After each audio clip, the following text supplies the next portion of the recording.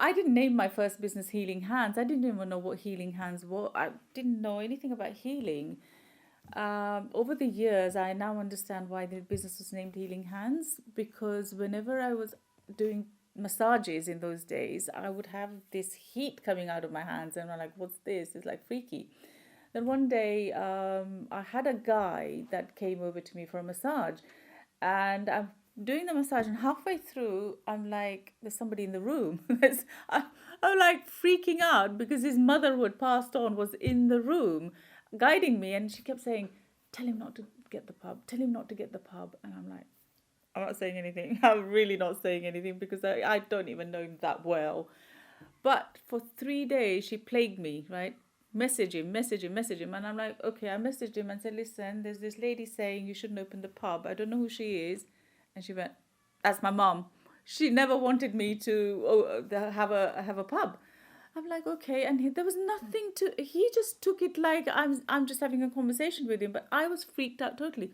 So my experiences over time were just so different and unique that I couldn't question it. And every step along the way, whenever I needed something, right, they'd be like, I'd go and buy furniture. In those days, I couldn't afford much. And whenever I wanted something, a furniture or a skincare range or something, there'd always be a sale, or they were just selling it off, or somebody gave me that. And it was over time, I was like, there's something helping me. I don't know what it is, but something helping me. And then over time, I was intrigued to go and learn crystals. Then I did a Reiki course.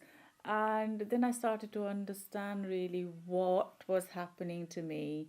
And over time, my intuition has just got stronger and stronger. I started to meditate. I started to use it in my life on a daily basis. And now, even though I don't do sort of Reiki and all of that now, it's with me, it's ingrained, and it really moves everything in my life. I've got connections spiritually now that are a lot higher than they used to be. I started with angels first, now I've got spiritual masters.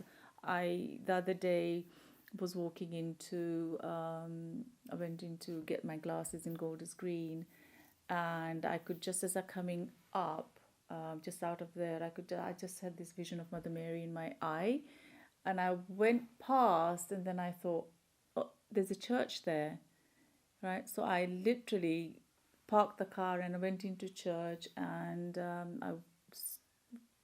it was 6 o'clock, and there was this service going on.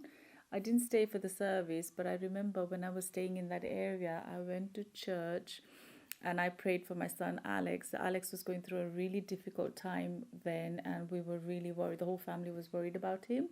I remember going into and praying to Mother Mary and saying, "Mother Mary, please find him something that works for him," because he was really poorly. Mother Mary found a treatment for him, an IV drip treatment for him, that actually is really working for him now. Alex went last week to his hospital appointment, and they actually said it's really working and they're really happy.